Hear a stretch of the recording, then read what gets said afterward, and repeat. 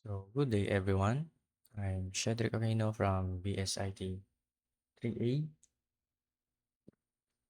Excuse me. So, dito may activity tayo, which is to redesign your partner's app prototype. So, instructions: take your classmates' app design and make it better. Add micro interactions, animations, and any missing screens or pages to improve how the app looks and works. Create a video recorded presentation where I show both designs, explain each screen, highlight how your design or how my design makes the app more attractive. So, una papakita ko yung gawa ng partner ko, then proceed tayo sa redesign ko, okay? So, let's go ito yung design ng partner ko. So, mapapansin nyo dito, sa first page, ayan. So, gumamit siya ng white, black dito, and white background. Then, yung text box is masyadong bilog. And yung button, gumamit siya ng gradient color, which is medyo hindi bagay. Okay? And, ayan. Kung mapapansin nyo, consistent naman yung paggamit niya ng background dito na color, which is beige. Ayan. Pero pagdating dito, nag-black siya. So, pangit. Design ko na, pangit. So, second, napansin ko, yung mga rectangle. Ito, sharp edge. Ito, hindi. May radius. Sharp edge ulit. Ito, nadoble yung rectangle niya dito. Nagpatong. Ito, edge. Sharp edge ulit. So, hindi consistent. Ayan, yung mga text. Mapapansin nyo, may shadow. May shadow siyang. Shadow siyang nilagay. Ayan din dito. Ayan, shadow. Yung navbar, mga nav button, may pag-click siya, red yung underline niya. Parang hindi tama yung hindi siya consistent sa color palette niya. Okay? And yung ganyang navbar, medyo pangit tignan. Hindi siya kaaya-aya. And dito, itong page na to, ano tong page na to? Hindi natin alam. Pinapakita niya dito yung name type, quantity, and actions niya to delete. So, pero di natin alam kung ano to. Hindi niya in-indicate. Okay? So, pag dinelete siguro, ganito ang mangyayari. Pero nawala yung underline niya dito. Dito, pag dinelete, nawala yung underline niya. Pero nandun pa rin naman sa mismong page. And ito, add siya ng coffee. So, dito in-indicate niya kung ano to, anong page to. Pero dito hindi. Okay? So, ano yun? Ano yun?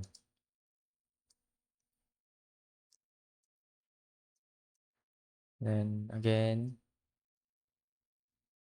ay, may ano pa pala dito. So, yung spacing niya, pansin niyo, medyo kalat-kalat sa paningin ko, kalat-kalat. Hindi consistent. Yan yung mga text box. Parang necessary naman na ibilog masyado. Mas maganda na lang na medyo square. Medyo may edges pa rin na konti. Or bawasan niya talaga yung radius niya. And, ang lalaki ng space na nasayang. Meron din dito. Ayun, nadoble pala yung rectangle. Same lang dito. Hindi consistent yung spacing. Meron din dito. And dito. Pag niran natin to, wait, balik tayo sa taas. Pag niran, okay. So, sign in. Okay. Okay. So, nawala. Wala na din. Hindi na rin makabalik sa home. Ayan. So, pwede siyang mamili. Dito, clickable naman lahat. Pag pinutang na close, hindi siya clickable. Dito, hindi rin siya clickable. Ito, clickable siya pero mali. Cancel. Ito ako, bumalik. Coffee. Hindi rin clickable. So, ang daming kulang. Now, ayusin natin yan. I-redesign natin yan. Let's proceed na sa design. Redesign version niya. So, ito na yan.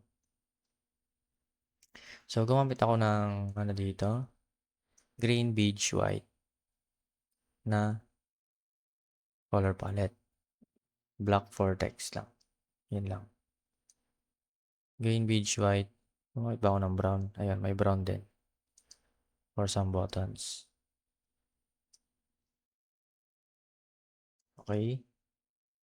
So, dito, compare natin dito. Yung sign up page.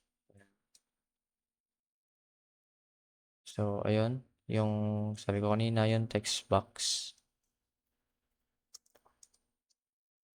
Mas maganda na siya tignan. Hindi na siya masyadong bilog. Ayun, pa rin siya. May pa-rectangle pa rin siya. Okay. Yung button, ganun din. In-stay ko siya sa medyo rectangle pa rin. Okay. So, dako naman tayo dito sa dashboard. Oops.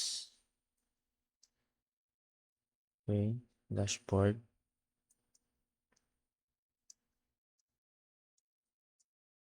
Ayan. So, kung mapapansin nyo, yung navbar nandito sa taas, pinagilid ko. Dito na yung pinaka-navbar niya. And, i-indicate ko kung ano tong icon. Yung icon na home is dashboard. Yung icon na ganito is to manage products. Pinalis ko na yung plus button dito. Lagay ko na siya sa manage products. Since mag-a-add na siya, then dito na siya. Naka-specific, dito lang yan. Nasa manage product na lahat ng pwedeng gawin sa products. Okay? So, pinagilid ko yan. Naglagay din ako ng settings button, notification button, and yung search bar. Okay? Hindi ko naman inalis itong mga to. Inayos ko lang. Consistent ang spacing. Wala masyadong nasayang na space. Yung sizing niya. Inayos ko din. Yung text. Hindi ko na nilagyan ng shadow. Mas maayos tignan. Mas malinis. Okay. Now, daw tayo dito sa manage product niya. So, kaya nang sabi ko kanina pala, hindi niya in-indicate kung anong page to. So, inayos ko. Dito, ayan.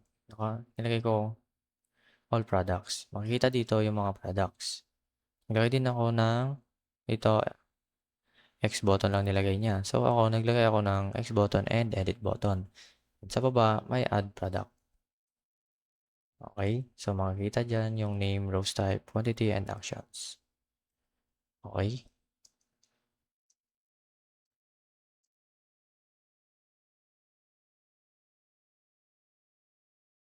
Doon naman tayo sa add coffee.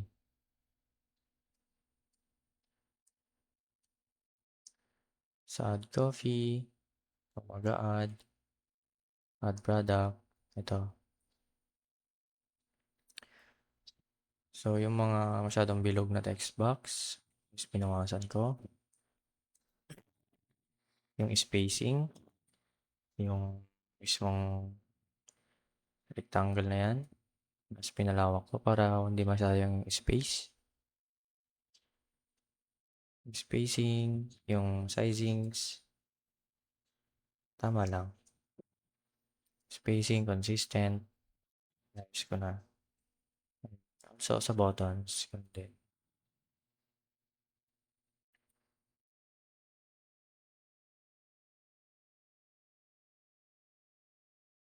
So, ayun. Try natin yung functionality. Try dito. So, yan. Sign in. Yan pala, may hover. May hover siya konti. May hover siya konti. So, sign in. So, dito sa settings, clickable siya. Pag click mo, iikot yung icon. Ayan. So, log out and edit profile. May hover din siya. Ayan. So, dito din, wala siyang hover. Pero pag click mo, may animation siya. Ayan. Okay. So, dito na. So, yung delete. Ayan. May success, ano din siya. Success pop-up. Ayan. Edit. So, ito na. Clickable na lahat. May hover din siya. Lagyan mo siya ng hover. So, pwede na siya mag-try ng iba't ibang combination. Medium roast na kilogram, dark roast na pound, light roast na kilogram, bag. Yan tong button cancel and finish, may hover din siya. Pag click, success, then babalik sa all products. Meron din sa add product, may hover, may hover. So, pwede rin siya mag-click ng iba't ibang combination.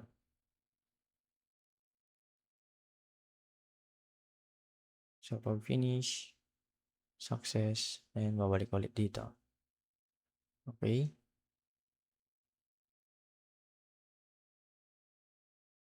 So, di-clickable yan. May maglagay din ako ng search bar. So, that's it. Yan na naman ang binago ko. Prototype. Ayun ang lahat. Sapot-sapot. Okay? So, that's it. Thank you for watching. Bye-bye.